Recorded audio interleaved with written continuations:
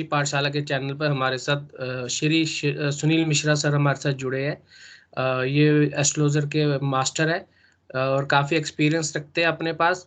तो आज इनसे हम कुछ एस्ट्रोलॉजी के रिगार्डिंग उनकी वो चर्चा के ऊपर हम बात करेंगे, एस्ट्रोलॉजी की चर्चा करेंगे और कुछ सूत्र इनसे जानने का प्रयास करेंगे सभी विद्याओं के बारे में। वैदिक एस्ट्रोलॉजी, केपी एस्ट्रोलॉजी और बी नंदी, जिसको हम भृगु नंदी बोलते हैं। इन तीनों के बारे में कुछ सूत्र और उनके ऊपर कुछ ज्ञान लेने की इनसे हम कोशिश करेंगे, प्रयास रहेगा। सबसे पहले सुनील सर, मैं आपका बहुत बहुत धन्यवाद देता हूं कि आज आपने फिर से हमें अपना समय निकाल के दिया और हमारे से जुड़े हैं। तो सुनील सर, मैं सब सीधा प्रश्नों पर आता हूं। तो हम आज ये जानना चाहेंगे कि आजकल लोग पढ़ रहे हैं, जो नए जातक, जो नए स्टूडेंट्स आजकल जो एस्ट्रोलॉजी की फील्ड में आ रहे हैं, उनमें सबसे ज़्यादा जो पॉपुलर है वैदिक एस्ट्रोलॉजी का सब्जेक्ट है और केपी एस्ट्रोलॉजी का सब्जेक्ट है, जिसको कृष्णा पत्नी मूर्ति भी बोलते हैं। और एक नया आजकल बहुत फेमस और पॉपुलर हो रहा है, जिसको हम भृगुनंदी नाड़ी बोलते हैं।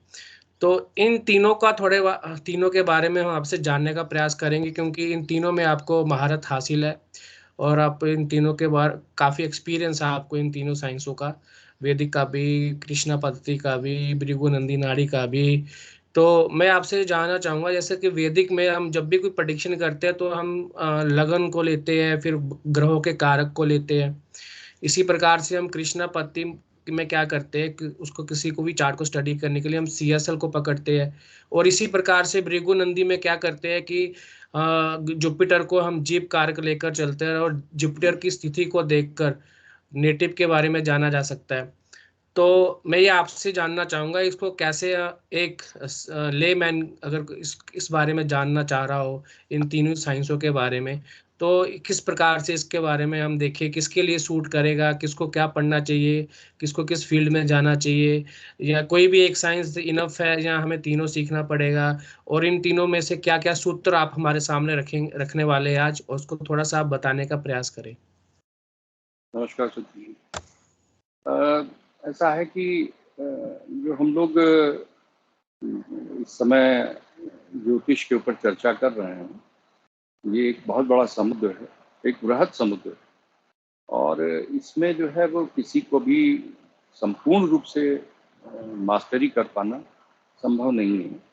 और मैं आपकी इस बात से पूर्णतः सहमत हूँ कि इसमें जो है वो संपूर्ण ज्ञान हासिल करना आसान कार्य नहीं है। हमें जो हमारा उद्देश्य है, वो हमें जो हमारे जो लोग हैं, हमारी जो सिटीजन्स हैं, इस मानवता के कल्याण के लिए उनको हम किस तरह से गाइड करें कि वो अपने जो उनके दैनिक जीवन में जो कठिनाइयाँ हैं, उनसे वो भली भांति निपट सकें। अच्छा, इसके लिए जो है वो आपने ठीक कहा कि जैसे हम वैदिक पढ़ते हैं, तो वैदिक ज्योतिष में तो मदर ऑफ ज्योतिष है, वहीं से ही ज्योतिष का प्रादुर्भाव हुआ है। और ये ज़रूर है कि उसको वैदिक ज्योतिष को का ज्ञान हासिल करने में काफ़ी समय लग सकता है, क्योंकि उसमें विभिन्न प्रकार के चार्ट्स, जैसे कि हम जीवन से स्टार्ट करें, जीवन तो बेसिक है, जो लग्न चार्ट है, लग्न कुंडली, वो तो है ही है। उसके अलावा हमें षोडश वर्ग, दशाएं, नक्षत्र, वर्षफल, विभिन्न प्रकार की कुंडलियों का अध्ययन करके और उनको सबको D1 पे अप्लाई करके हमें जानकारी मिलती है कि ये व्यक्ति का भविष्य कैसा रहने वाला है और आगे क्या होने वाला है। क्योंकि प्रत्येक प्रकार की ज्योतिष के दो पार्ट हैं, एक उसका स्टैटिक पार्ट है, एक डायनेमिक पार्ट। स्टैटिक पार्ट तो मतलब ये बताएगा कि ये क्या डेस्टिनी है इसकी। डायनेमिक पार्ट से ये कब होगा, ये इवेंट कब होगी, इसकी जानकारी मिलती है। ये सभी में, चाहे आप कृष्णामूर्ति पद्धति ले लीजिए, चाहे आप वेस्टर्न ले लीजिए, चाहे आप भृगुनंदी नाड़ी पढ़ें, कृष्णामूर्ति पद्धति, सब में यही है। कृष्णामूर्ति पद्धति में हम उपनक्षत्र स्वामी, जो 12 भावों के उपनक्षत्र स्वामी हैं, उनसे हम किसी की डेस्टिनी के बारे में जानकारी प्राप्त करते हैं। उसी से हम उनका बर्थ टाइम रेक्टिफिकेशन भी करते हैं। जो कि हम कार्य वैदिक में षोडश वर्ग के माध्यम से करते हैं। यहाँ पर हम जो हमारे कस्प हैं 12 हाउसेस के, उनके माध्यम से करते हैं। और जो लेकिन मुझे जो लगता है कि भृगुनंदी नाड़ी जो है वो, अगर कोई व्यक्ति प्लैनेट्स के कारक तत्वों का संपूर्ण रूप से ज्ञान हासिल कर लेता है, उसके बारे में भली भांति जानकारी कर लेता है, तो वो व्यक्ति, और उसे जो इस समय गोचर में जो प्लैनेट्स का मूवमेंट है उनका ज्ञान होना चाहिए, तो वो व्यक्ति प्रत्येक जो भी चार्ट आता है उसके पास, उसके विषय में संपूर्ण रूप से जानकारी दे सकता है। इवन किसी भी घटना का, किसी किसी व्यक्ति के जीवन में कोई भी घटना कब होगी, होगी कि नहीं होगी, ये सब कुछ नाड़ी से बताया जा सकता है। नाड़ी शास्त्र जो है वो बहुत ही ज़्यादा इंफॉर्मेशन दे देता है, और उसमें बहुत ज़्यादा मेहनत करने की भी आवश्यकता नहीं पड़ेगी। बहुत मतलब शास्त्रों का अध्ययन, बहुत सारे शास्त्रों का अध्ययन करना जो है वो सबके लिए संभव नहीं है, इसलिए मैं ऐसा कह रहा हूँ। क्योंकि अब जो मैंने बताया आपको कि वैदिक में तो बहुत सी चीज़ों को पढ़ना पड़ेगा, जानकारी उसमें भी बिल्कुल सटीक मिलेगी, लेकिन क्योंकि वो तो मदर है, सभी जितनी भी विधाएं हैं वहीं से शुरू हुई थी। मैंने आपका उत्तर पूर्ण रूप से दे दिया। बिल्कुल, बिल्कुल सर, बिल्कुल आप बिल्कुल आपने बिल्कुल सही समय से मतलब अच्छे से समझाने का प्रयास किया है। आपका कहने के अकॉर्डिंग ये है कि जो बीएनएन है, अगर उसको जहाँ तक कोई भी सीखने वाला, जो नए बच्चे जो स्टूडेंट आ रहे हैं, अगर वो बीएनएन को पहले पकड़े तो बीएनएन में जैसा कि आपने बताया है कि ग्रहों के कारक तत्व पढ़ने मात्र से ही वो प्रेडिक्शन करना स्टार्ट कर देते हैं। तो मतलब जो बीएनएन है, भृगु नंदी नाड़ी है, आपके अकॉर्डिंगली वो सबसे पहले मतलब बहुत ही इजी है। बिल्कुल। उसको ग्रहों के जितने कारक आपको मालूम है, ज्यादा से ज्यादा उसको पढ़े, अब मैं आपको समझे। थोड़ा कारक तत्व बता दूं आपको।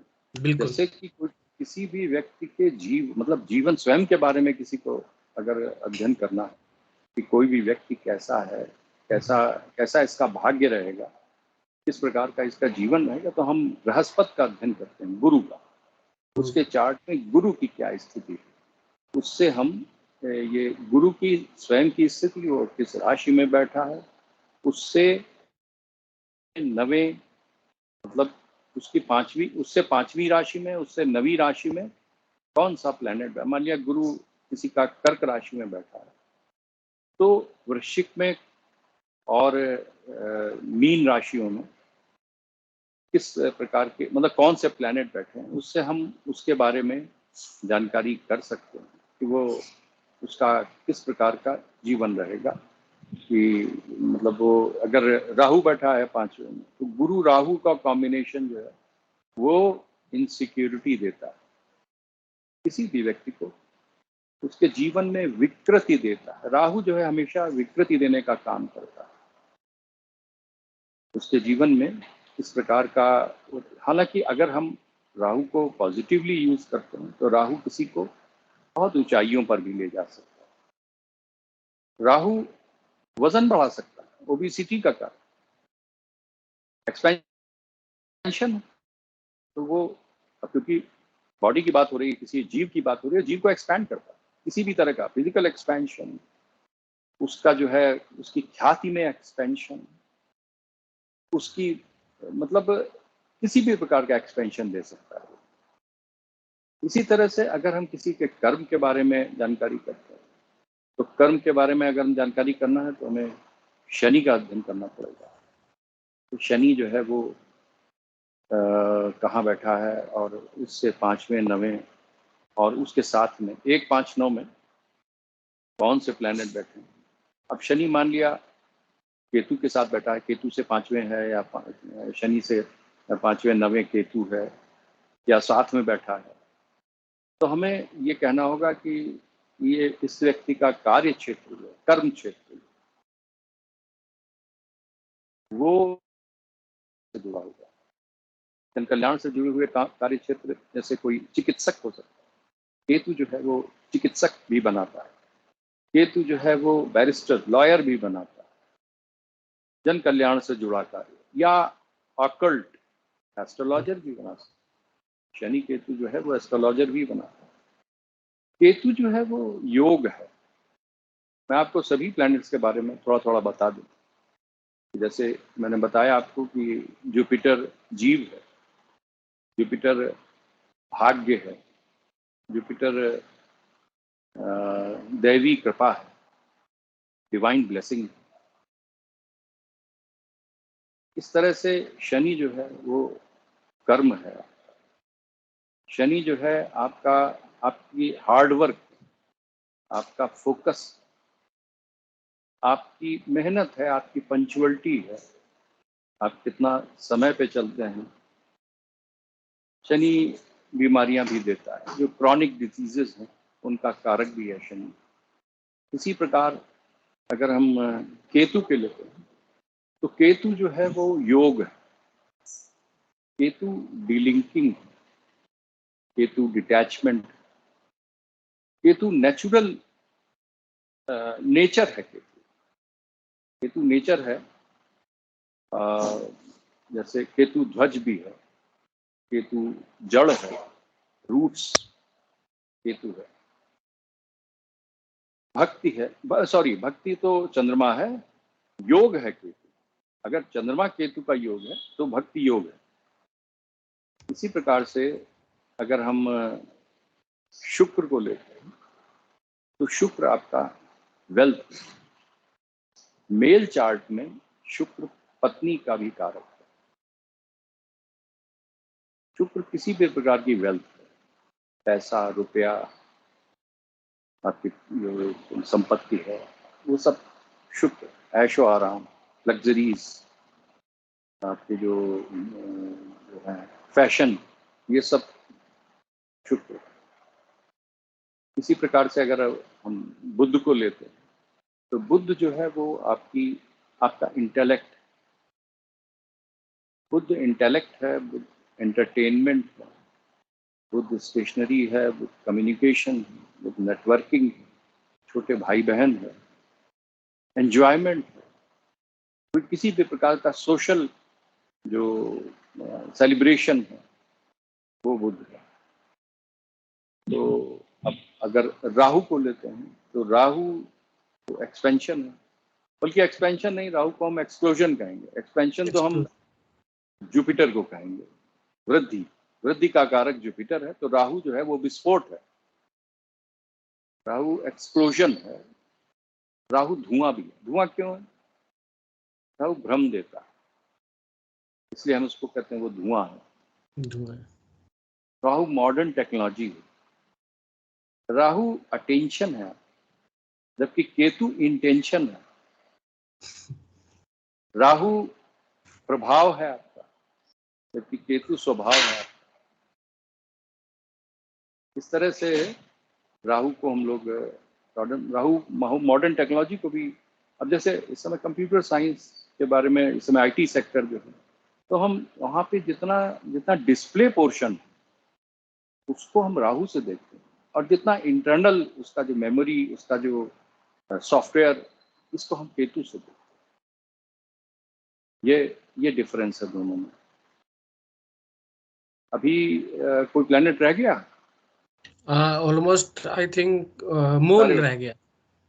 हाँ, मून रह गया। चंद्रमा, चंद्रमा जो है वो, चंद्रमा और सूर्य भी रह गया। सूर्य तो भी रह गया। हाँ, चंद्रमा जो है वो माँ, मन है, आपका सबकॉन्शियस। चंद्रमा सबकॉन्शियस है। चंद्रमा चेंजेस का कारक, क्योंकि आप देखते हैं चंद्रमा फास्टेस्ट मूविंग प्लैनेट है। आज हर 2.25 दिन पे अपनी राशि बदल देता है, एक चक्कर लगा लेता है लगभग 1 महीने में, पूरे 12 राशियों का चक्कर लगा लेता है। तो वो लगातार चेंजेस का कारक। तो चंद्रमा कैश फ्लो, कैश चंद्रमा है, ट्रैवल चंद्रमा है, टूर चंद्रमा है, मतलब change of place moon. Food, food भी चंद्रमा। जल, जितने भी लिक्विड्स हैं, माँ, मन, सबकॉन्शियस, ये सब कुछ चंद्रमा है।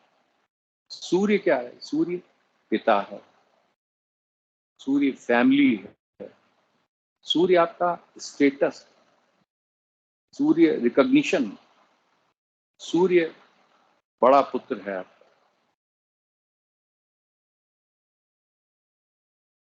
इसी तरह से हम सभी प्लैनेट्स को उनकी स्थिति से, उनकी जो आपके D1 में स्थिति है, हम यहाँ राशियां देखते हैं।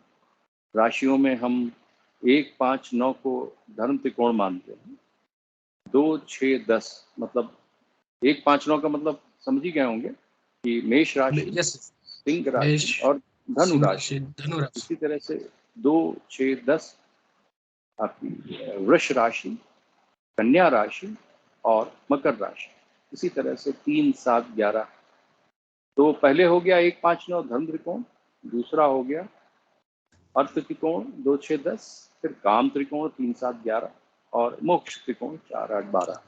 इन ग्रुप्स में हम देखते हैं कि क्या कॉम्बिनेशन बन रहे हैं प्लैनेट्स के, और उससे हम प्रॉमिस निकाल लेते हैं। फिर जो कॉम्बिनेशन बने हमारे, जैसे हमारा जुपिटर वीनस कॉम्बिनेशन बना अगर किसी के बर्थ चार्ट में, और जुपिटर वीनस कॉम्बिनेशन जो है वो जो जन्म चार्ट का कॉम्बिनेशन है, वो गोचर में जुपिटर जो नेटल वीनस है उससे 1, 5, 9 में आता है, तो ये जुपिटर वीनस कॉम्बिनेशन एक्टिवेट हो जाएगा। इसके एक्टिवेट होने से ये होगा कि व्यक्ति को उसका विवाह हो सकता है अगर विवाह योग्य है, या धन मिल सकता है, धन संपत्ति का अर्जन कर सकता है, गिफ्ट मिल सकते हैं।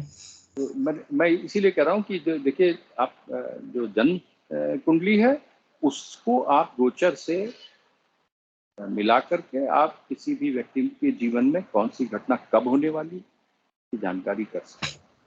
तो आपने बिल्कुल सही बताने का प्रयास किया है कि जो आपने जो बताया है सारा कुछ अभी प्लैनेट के कारक और राशियों के जो त्रिकोण बताए हैं, ये भृगु नंदी के अंदर कैसे इसको यूज करना है और उसको ग्रहों के कारक को कैसे लेकर भृगु नंदी के अंदर आपने जातक के ऊपर किसी विशेष जातक के रिगार्डिंग क्या प्रेडिक्शन करनी है वो सर से हमने आज समझा है, बहुत ही आसानी से, बहुत ही सरलता से।